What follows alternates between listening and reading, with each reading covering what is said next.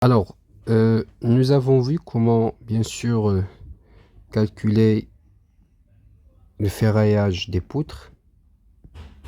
Bien sûr, le ferraillage longitudinal des poutres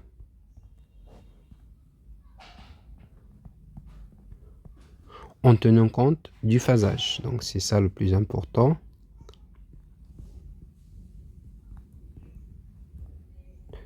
Puisqu'on a dit que, dans un premier temps, ce sont seules les poutres qui vont supporter leur poids propre et pas d'ordi.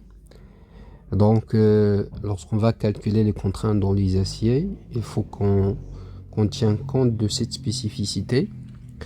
Après, bien sûr, une fois que le tablier ou bien l'ordi a atteint sa résistance nécessaire, donc on va mettre en place les superstructures et les équipements. Et bien sûr, par la suite, on va mettre en service l'ouvrage. Nous avons dit que les contraintes dans les aciers, c'est-à-dire sigma St, c'est égal à sigma St1 plus sigma St2. Avec ça, c'est la contrainte qui se développe dans la phase 1. Et ça, c'est les contraintes qui se développent dans la phase 2. Ça veut dire que les contraintes dans l'acier, ça se cumule entre les phases. Si on ne tient pas compte de ce phasage, alors là, on va sous-dimensionner notre poutre puisqu'on va trouver une contrainte inférieure à la contrainte qu'on aurait obtenue si on tient compte de phasage de collage. Alors, nous avons vu un fait du calcul qui permet de faire le calcul des sections d'acier en fonction de phasage pour une section en double T maintenant qui est collée en plusieurs phases. Nous avons arrivé à une section d'acier qui dépend de X, donc AS de X, donc c'est la section d'acier qu'on a calculé. C'est quelque chose pratiquement de parabolique, donc c'est quelque chose qui a cette forme, avec bien sûr la section qui est maximale au niveau du milieu de la travée et elle est minimale au niveau de la partie centrale. Donc ici c'est le maximum, ici c'est AS max et ici c'est 0, pratiquement 0. Alors là, c'est la section d'acier, je dirais, calculée. Donc, ça, c'est la section d'acier calculée. Alors maintenant, on doit déterminer la section à disposer. En fait, nous avons la section qu'on a calculée avec les moments et tout, en fonction de X. Et maintenant, on va proposer un plan de ferraillage. Un plan de ferraillage. Lorsqu'on dit un plan de ferraillage, c'est un ensemble de barres, c'est-à-dire ou bien ce qu'on appelle parfois lit. C'est un ensemble de barres, donc c'est un ensemble de barres qui ont une section, bien un diamètre. En général, on prend un diamètre de 32, donc HA 32. Bien sûr, une barre, elle a une certaine longueur. Ça veut dire qu'il va commencer à partir d'un certain abscisse et il va se terminer à partir d'une certaine abscisse X début et X fin. Alors, bien sûr, elle a sa résistance de la barre ou bien d'un groupe de barres équivalents qui ont la même longueur. Elles ont la même début et la même fin, bien sûr. Alors, bien évidemment, lorsqu'on va faire le calcul des sections, on va trouver une section maximale au niveau du milieu, en général.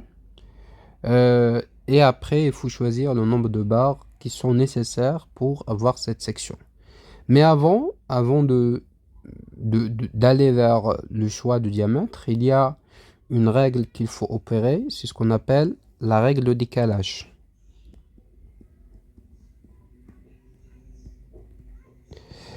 C'est une règle imposée par le BAL, donc c'est une règle du BAL qui stipule que la section d'acier, ou bien en fait la courbe des moments, parce que là, lorsqu'on dit qu'on va à chaque fois, en fait qu'on va chercher un plan de ferraillage qui va permettre d'avoir en toute section la section d'acier nécessaire, en vrai c'est la question des moments. Donc puisque on a un diagramme des moments sollicitants, c'est ce qu'on va calculer. Et ensuite, c'est ce qu'on a calculé. Ensuite, il y a versus un diagramme des moments sollicitants, plutôt des moments résistants. Et ça, bien sûr, ça dépend des charges et des charges appliquées, des combinaisons d'actions. Et ça dépend plutôt de la disposition de ferraillage.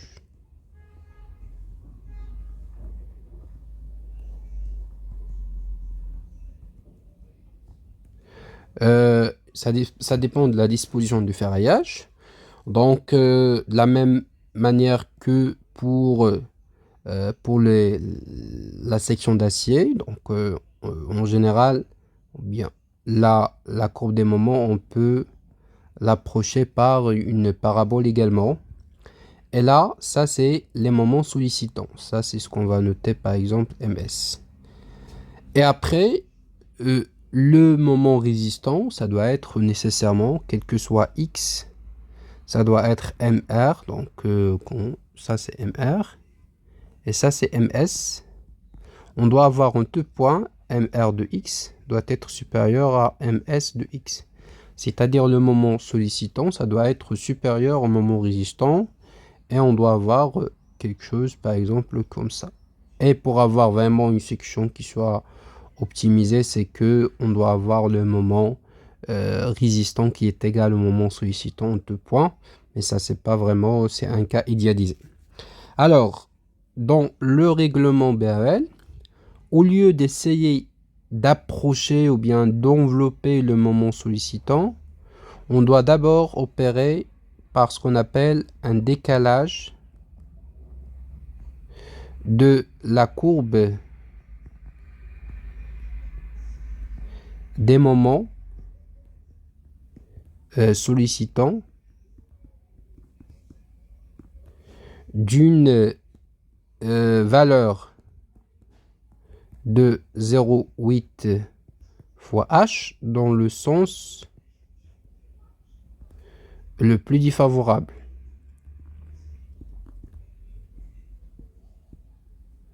Alors ça veut dire, donc je vais en fait effacer la courbe des moments résistants et on va s'intéresser à la courbe des moments sollicitants. Je vais dessiner les axes,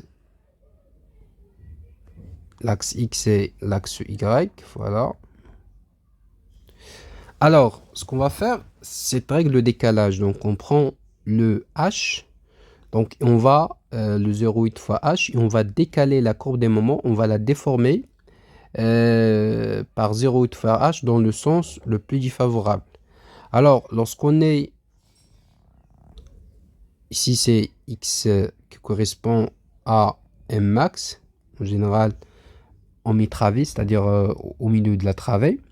Alors, ce qu'on va faire, c'est qu'on va déplacer ou bien on va étirer la courbe des moments dans ce sens. Lorsqu'on est inférieur à X max, et on va étirer la courbe des moments dans l'autre sens lorsqu'on est supérieur à X max. Mathématiquement, ça veut dire au lieu d'essayer d'envelopper ms de x, donc on va envelopper une certaine fonction m décalée de x qui est égale à, bien sûr, ms de x si x est égal à x max, c'est-à-dire qui correspond au maximum. Dans notre cas, en général, c'est L sur 2 lorsqu'on a une structure isostatique d'un point poutre. Et bien sûr, m décal de x, ça va être égal à ms de x plus 0,8 fois h si nous avons x qui est inférieur à x max. Ça veut dire, par exemple, on prend un exemple pour x égale à 0. Au lieu de prendre le moment qui est égal à 0, on va prendre plutôt le moment pour x égale à 0 plus 0,8 fois h. Ça veut dire on va décaler de cette manière. C'est-à-dire, au lieu de prendre cette valeur, on va prendre plutôt cette valeur. Donc, ça nous donne une courbe décalée. Donc, et dans ce cas, on aura une courbe de ce type pour tout de ce côté. Du côté inférieur, des côtés des abscisses inférieurs à L sur 2. Alors, par contre, lorsqu'on est de l'autre côté, on va prendre plutôt ms de x moins 0,8 fois h. Ça veut dire que, au lieu de, par exemple, si on commence de ce côté, donc au lieu de prendre x pour x égale à L, le moment est égal à 0, MSL est égal à 0, alors plutôt on va prendre le moment de l'abscisse précédent, donc on aura quelque chose comme ça, et du coup de l'autre côté, on aura une courbe plutôt décalée vers l'autre côté. Donc c'est pour ça on va décaler de ce côté, on va décaler de ce côté, et cette règle, en fait, c'est ce moment décalé qu'on va essayer d'envelopper. Ça veut dire qu'on doit avoir, ce qu'on cherche à avoir, c'est quel que soit x, mr de x et doit être supérieur à m décalé de x, avec bien sûr un décalage de 0,8 fois h dans le sens le plus défavorable. Si on est inférieur à L sur 2, on va plutôt décaler vers la gauche.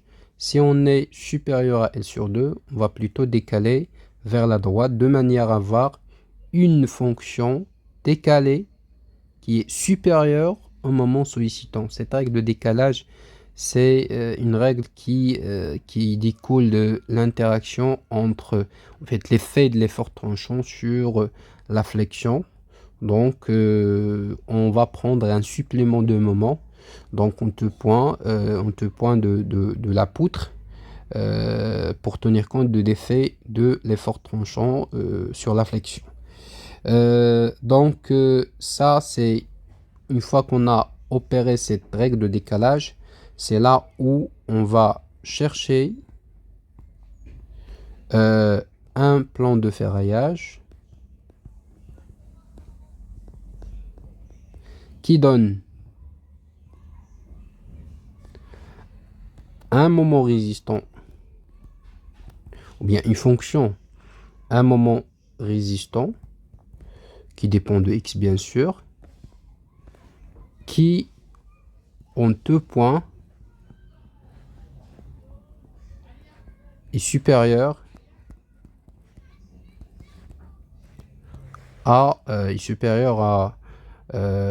au moment décalé.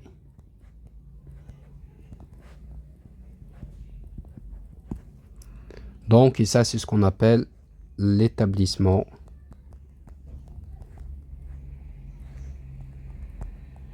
des arrêts de barre.